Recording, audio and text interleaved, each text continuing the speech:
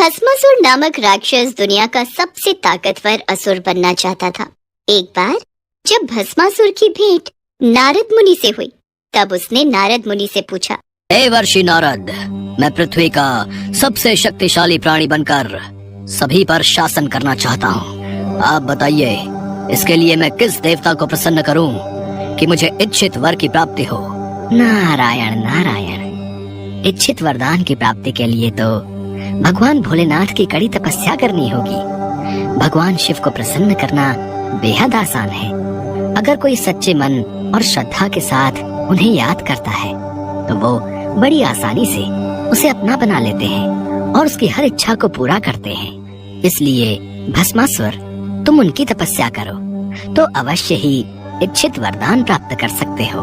अच्छा, यदि ऐसा है तो देवर्षि नारद, मैं भोलेनाथ को अवश्य प्रसन्न करूँगा। नारायण नारायण नारायण नारायण। नारद मुनि वहाँ से चले जाते हैं और भस्मासुर जंगल की ओर चला जाता है और जंगल में जाकर वो भगवान शिव से वरदान पाने की लालसा में कड़ी तपस्या करता है। ओम नमः शिवाय, ओम नमः शिवाय, ओम नमः शिवाय, ओम नमः शिवाय, ओम नमः शिवाय, ओम नमः शिवाय। भस्मासुर को तपस्या करते कई वर्ष बीत गए। कठिन तपस्या के लिए किए जा रहे मंत्र उच्चारण की ध्वनि कैलाश पर्वत पर विराजमान भगवान शिव के कानों तक पहुंची और वे तपस्या में लीन भस्मासुर के पास पहुंचे। आंखें खोलो भस्मासुर। भस्मासुर का प्रणाम स्वीकार कीजिए महादेव। मेरी तपस्या से आप प्रसन्न हो ही गए। भस्मासुर, तुम्हारी कठिन तपस्या को देखकर तो मुझे प्रसन्न होना ही था। मांगो, तुम्हें क्या चाहिए? भस्मासुर ये जान गया था कि महादेव उसकी तपस्या से बहुत प्रसन्न हुए हैं। वो सोचने लगा कि वो किसी भी वरदान का हकदार है। भोलेनाथ, मुझे अमरता का वरदान चाहिए, अर्थात मैं हमेशा इस संसार में जीवित रहूं, मृत्यु भी मेरा कुछ न बिगाड़ सके।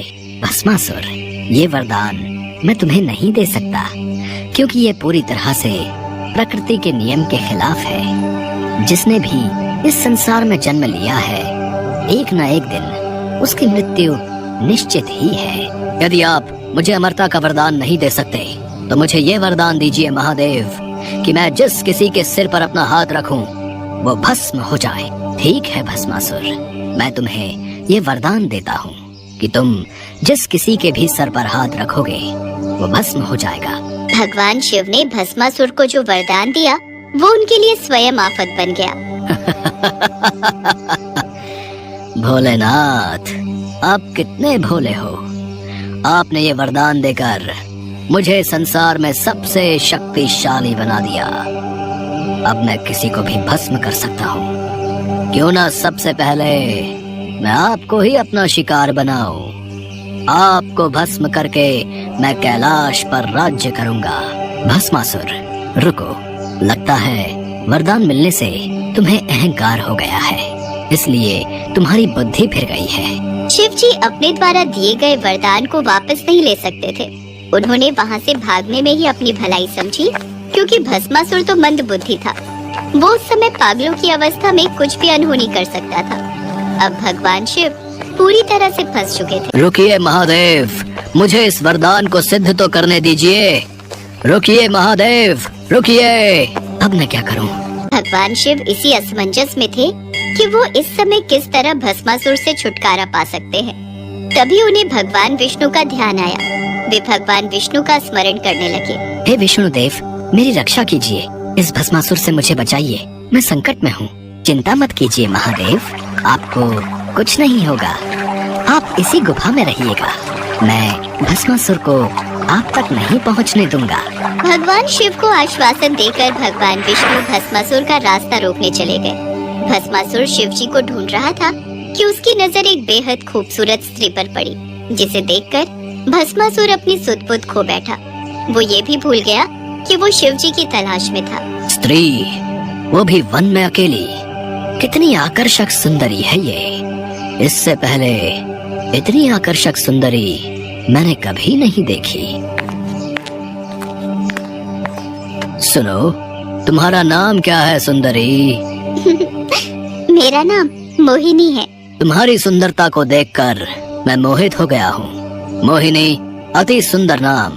तुम इस घने वन में अकेली क्या कर रही हो? मैं वन के निकट अपने माता पिता के साथ रहती हूँ और यहाँ वन में पूजा के लिए फूल चुनने आई थी। मोहिनी, मेरा नाम भस्मासुर है। मैं सर्वशक्तिशाली हूँ। मैं तुम्हें अपनी रानी बनाना चाहता हूँ। क्या तुम मुझसे विवाह करोगी?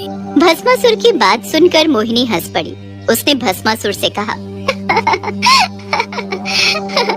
महाराज, मैं एक नृत्यांगना हूँ और सदैव से ही अपने विवाह हेतु ऐसे पुरुष की कामना करती थी जो स्वयं बेहतरीन नृत्य जानता हो। क्या आप नृत्य के बारे में जानते हैं? भस्मासुर ने अपने जीवन में कभी भी नृत्य नहीं किया था, लेकिन वो मोहिनी के कहने पर नृत्य करने के लिए भी तैयार हो गया। सुंदरी, मैं नृत्य करना जानता तो नहीं, पर अगर तुम नृत्य सिखाओगी तो मैं अवश्य कर लूंगा। आपकी प्रेम भरी बातें सुनकर अब तो मेरा भी मन आपसे विवाह करने के लिए विचलित हो रहा है। चलिए, मैं आपको नृत्य सिखाती हूँ। जैसे जैसे मैं नृत्य करूँगी वैसे वैसे आप करते जाना। ठीक है सुंदरी, तुम नृत्य प्रारंभ करो, मैं तुम्हारे साथ साथ करूँगा। मोहिनी नृत्य प्रारंभ करती है। भस्मासुर मोहिनी के कहे अनुसार उसकी तरह नाचने की कोशिश करने लगता है।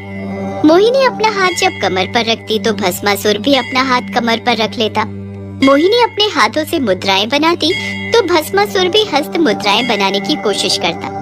कुछ देर तक मोहिनी और भस्मासुर का नृत्य चलता रहा। भस्मासुर नृत्य अभ्यास में पूरा डूब चुका था। नाचते नाचते मोहिनी ने अपने सिर पर हाथ रखा और उसकी देखा देखी भस्मासुर ने भी वही किया।